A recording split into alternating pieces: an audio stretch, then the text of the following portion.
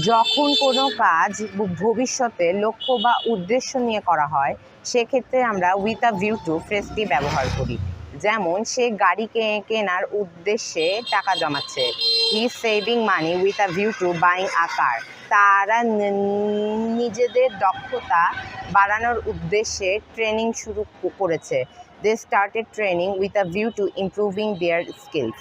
সে তার চাচার সঙ্গে দেখা করার উদ্দেশ্যে ঢাকায় গিয়েছিল। He went to Dhaka with a view to meeting his uncle. তারা বিদেশে যাওয়ার উদ্দেশ্যে ইংরেজি শিখছে। They are learning English with a view to going abroad. আমরা পরিবেশ রক্ষা করার উদ্দেশ্যে গাছ লাগিয়েছি।